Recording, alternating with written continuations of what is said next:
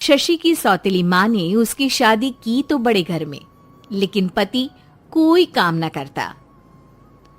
आप ससुर जी के साथ काम पर क्यों नहीं जाते? हाँ जाऊंगा, लेकिन कल से। आज जरा मैं दोस्तों के साथ घूमने जा रहा हूँ। शशि के 2 बच्चे होते हैं, लेकिन रमेश का हाल वैसा का वैसा ही रहता है।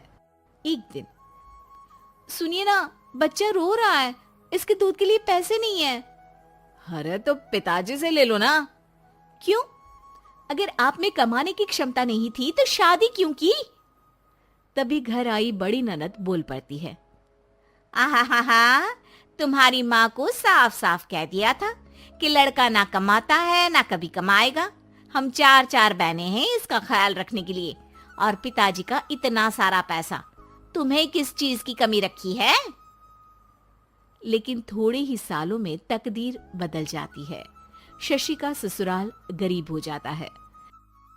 सब बिकने के बाद शशि अपने पति, बच्चे और सास के साथ किराए के मकान में आ जाती है। मैं कोई नौकरी करना चाहती हूँ दीदी। अरे इतने बड़े घर की बहू थी शशि, तुम नौकरी करोगी? नहीं नहीं नहीं नहीं। नहीं करूंगी तो घर कैसे चलेगा? बच्चों को भी तो पालना है ना।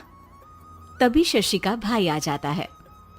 शशि, ये ले राशन का सामान, किसी भी तरह की कोई भी जरूरत हो तो बताना। भाई, अब मैं नौकरी करूंगी। देख बहन, वैसे तो मैं तेरे साथ हूं, लेकिन हाँ, मैं ये भी चाहता हूं कि तू अपने पैरों पर खड़ी हो जा। शशि को एक प्ले स्कूल में छोटे बच्चों को संभालने की नौकरी मिल जाती है। एक दिन, शशि, मेरे स्कूल को अब तुम संभाल लो, मैं कुछ दिनों के लिए अपने बेटे के पास जा रही हूँ। लेकिन प्ले स्कूल अकेले मैंने कभी नहीं संभाला है। अब ये सब मैं नहीं जानती। इतने महीनों में तूने जो देखा, बस पूरे आत्मविश्वास के साथ उसे करना। शशि नीलम के जाने के बाद पूरे 1 महीने उसका स्कूल अकेले संभालती है, और फिर एक दिन आता है जब वो अपना खुद का स्कूल भी खोल लेती है। वाह शशि, तुमने आज मेरा सर गर्व से ऊंचा कर दिया। तुम्हारा यही आत्मविश्वास तुम्हें बहुत आगे ले जाएगा।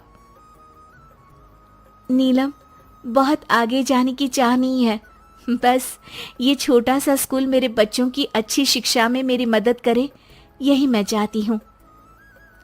शशि थोड़े थोड़े पैसों से ही अपना परिवार पाल रही थी। एक दिन उसके घर उसकी बड़ी ननद आती है। अरे भाभी, घर में कूलर तो लगा लेती, मेरी माँ को कैसे पंखे में लिटा रखा है। अरे तो शशि कौन सा एसी लगा कर सो रही है, वो भी तो यहीं रहती है ना मेरे पास। ज्यादा यहाँ आकर मेरी बहू को परेशान न किया करो। हाँ, मुझे भी शौक नहीं है इस छोटे से घर में आने का। मैं तो बस ये बोलने आई थी कि मेरे बेटे की शादी है तो ननिहाल का जो नेग होता है वो ले आना। हाँ, जितना बनेगा कर देंगे, और ना हुआ ना तो वो भी नहीं करेंगे।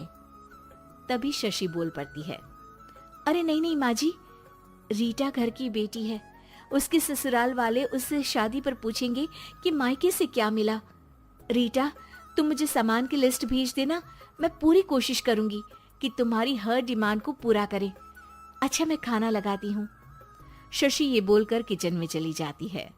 धीरे धीरे कर शशि किसी न किसी तरह अपनी सारी ननदों की डिमांड भी पूरी करती, बच्चों की ख्वाहिशें भी, और उनकी पढ़ाई के लिए पैसे जोड़ती। एक दिन जब शशि का बेटा 12वीं पास करके आता है। माँ, अब तुझे काम करने की जरूरत नहीं है, मैं अब कोई ना कोई नौकरी करके पढ़ाई भी साथ कर लिया करूंगा।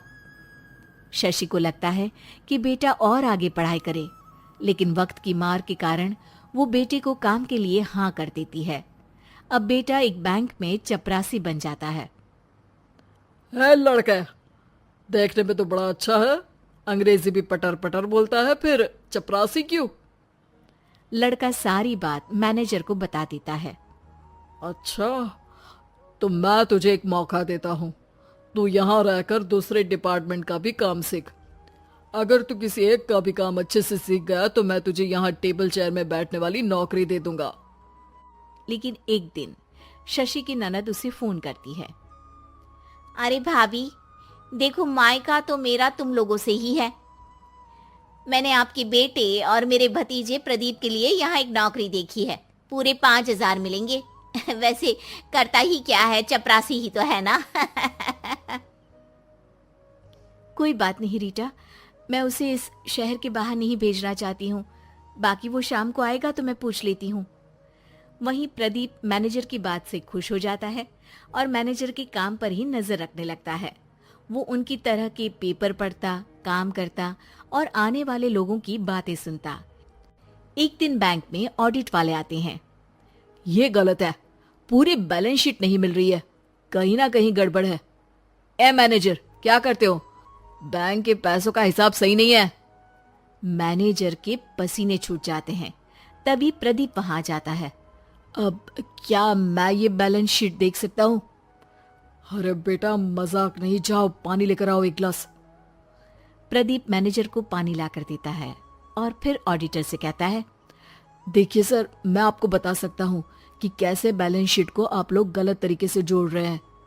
ऐसा बोलकर प्रदीप एक एक कर सारे डाउट क्लियर कर देता है। अरे हाँ, ये तो पॉइंट हमने देखे ही नहीं थे। गुड, कौन है ये बच्चा? तभी मैनेजर बोल पड़ता है, अब हमारे यहाँ अकाउंट में नया आया है। ऑडिटर के जाने के बाद, वाह प्रदीप, आज तो तुमने मेरी नौकरी बचा ली। और आपने भी तो मेरी नई नौकरी लगा दी, अकाउंटेंट की। बस फिर क्या था, प्रदीप ने एक बार जो सफलता की सीढ़ी चढ़ी, बस चढ़ता ही चला जाता है। फिर एक दिन शशि की ननद, अरे भाभी कैसी हो? घर को तो बड़ा ही सुंदर चमका रखा है। अरे बेटी, कैसे आना हुआ? तू तो इस छोटे से घर में आना भी नहीं चाहती थी, कोई खास काम है क्या? अब हाँ, वो माँ, मेरा जो मजला बेटा है ना, वो अकाउंट से पढ़ाई कर रहा है, तो प्रदीप से बोलकर उसकी भी कहीं अच्छी नौकरी लगा दो ना। सास और शशि समझ जाते हैं कि कैसे पैसे आते ही लोगों के बात करने के तरीके से लेकर रिश्ते निभाने तक में बदलाव आ जाता है।